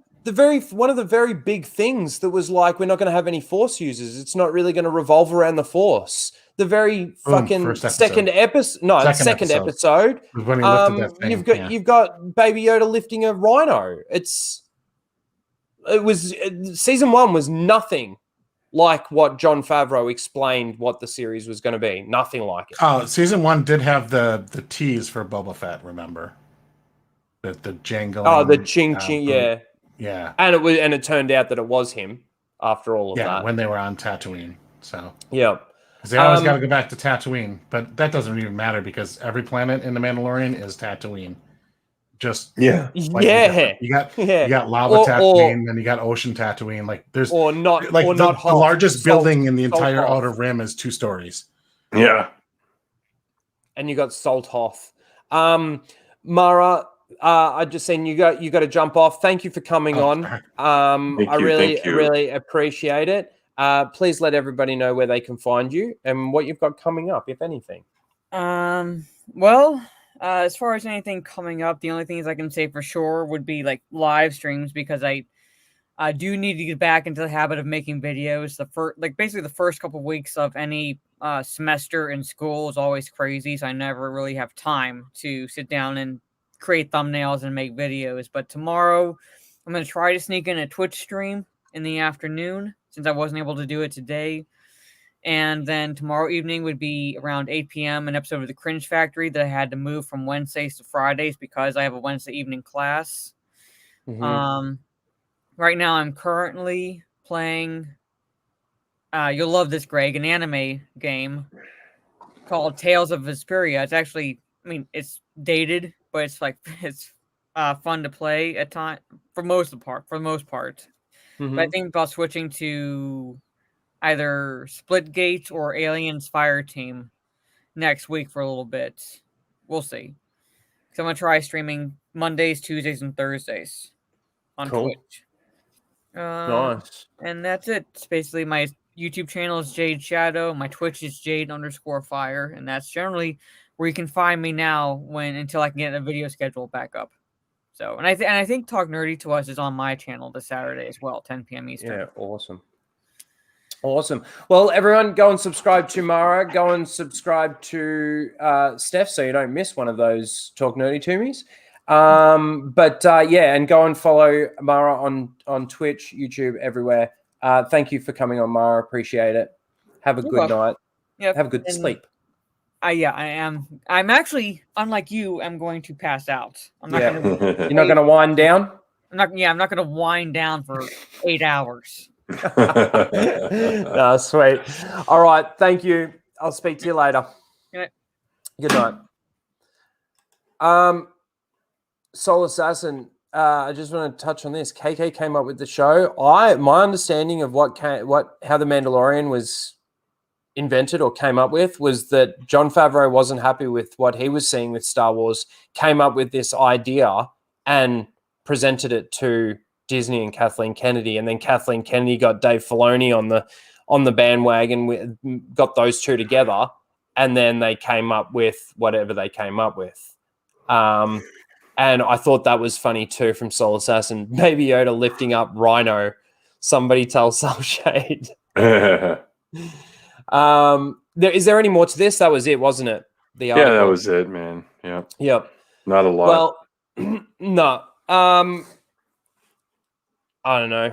The next thing that Disney's doing is fucking Visions, isn't it?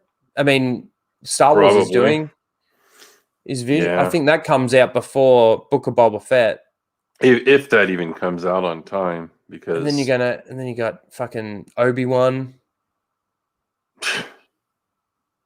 Who knows? Man. You know, the closer you get to that, and then the more images and the more quotes you see from the performers, the more you start to see people wavering. Like, oh man, don't let me get excited about this. You know? Yep. Screw you. Mm-hmm. It is horrible. Anyway, look, that's pretty much it, guys. I'm going to wrap it up early tonight. It's been a good stream, good conversation. I'll be in lockdown for at least 3 more weeks, so Casual Rage will definitely keep going. It'll be once we get out of lockdown, that first week that we get out of lockdown, I will probably end up missing Casual Rage that week, but I'll let you know when that's going to be. Of course, we've got the Full Aussie over on Lethal's channel tomorrow night, so go and subscribe over there so you can catch that. I'm working on a couple of videos. I actually thought of something. I can't show it because it won't let me play it through StreamYards. But you know how I was watching just before we wrap it up, I was watching The Bad Batch and I was talking about the clones and how they're not following orders and how Order 66 should have like their programming was already to follow orders, but the inhibitor chip probably should have intensified that order in regards to, and that's why we were always hearing the clones saying, good soldiers follow orders. That's what the inhibitor chip has done. And it's taken away some of their free will and all of that sort of thing. Yeah. There was a scene in season 5, I think it is, of the Clone Wars when Ahsoka gets locked up for killing a prisoner. And Anakin is at the barracks, not the barracks, the prison basically, and he says to the clone on the other side of the glass, "I want to see my Padawan." And the guard says, "No, Moff Tarkin's orders are that nobody sees the prisoner." And he goes, "That's my Padawan. Step aside." And he's like puts his finger on the glass and everything. The soldier then, or the clone then, gets two of the other clones that are guarding to come over and say, and he says, "No, Tarkin's order stands. I'm sorry." And he gets ushered out.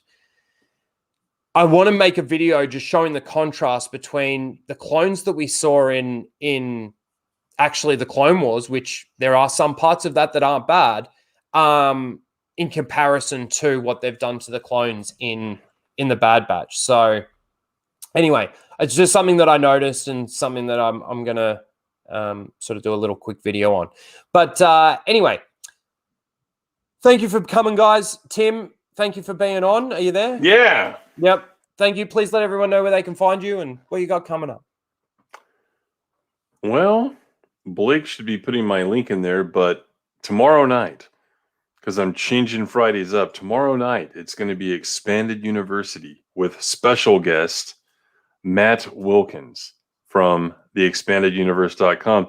And I decided one of the things we're going to do is we're going to go over the life of Luke Skywalker in the expanded universe and in, the movies. Mm-hmm. And get as far as we can in that. And if we finish, then I want to talk about like obscure stuff in the expanded universe. And he knows a lot about that. He was on last night. Man, it's interesting just to watch him go and just talk about stuff. Turn your notifications on for that guy, because he'll just go live randomly, usually late at night after he puts his kids to bed. But yeah, he'll be on tomorrow night, and no fall of night, because it is a holiday weekend in the United States, and our other member is going to be busy with a very happy event this weekend, so she's not going to be there. And then I guess we're going to do Off the Treks Sunday night, right, Sure. Greg? Yeah, we'll figure something out to talk about, but you guys, I think everyone enjoys it that's always there. And I don't think there's anything Monday, but I wanted to share something, if you don't mind, something I'm starting up, a new stream I've kind of mentioned before, but I have a name for the stream. It's going to be a wrestling stream, maybe once a month, maybe even every 5 weeks, because I just don't have time for another weekly or bi-weekly stream with all the streams I'm doing. But my friends from Four Corners podcast, we're going to talk about wrestling, and this is the name of the stream and our group or whatever. So that's what we're going to do. We're going to have the stream talk about, the current news a little bit, and then we're going to look at some old school shit. These guys know as much about wrestling. I'm not just talking about United States, Japanese, Mexican, whatever, as we do about like Star Wars and Star Trek. So, and I've known them for 16 years online. I met one of them in person when I was traveling. We had lunch and stuff, but yeah, good guys, and can't wait to do that, because I just want to talk about old stuff and stuff I love and have interesting conversations about stuff, just like tomorrow night with Matt Wilkins, an expanded universe. So be there tomorrow night. So everyone go and subscribe to Tim, Open Airlock Policy. Greg, the Holy Order of the Jab, the Grand High Priest. Thank you for being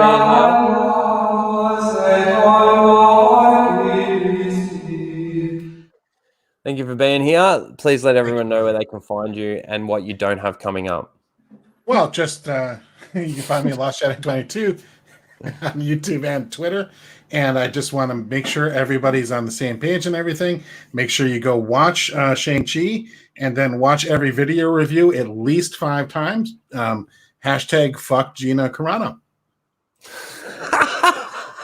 Perfectly said. Thank you, everyone, for coming out. Everyone for your super chats. Everyone just chilling and chatting, and even if you're lurking. Everyone on the rewatch, thank you for being here. And yeah, good night. They came bounding over. Fuck off! Disney! You fucking cunt!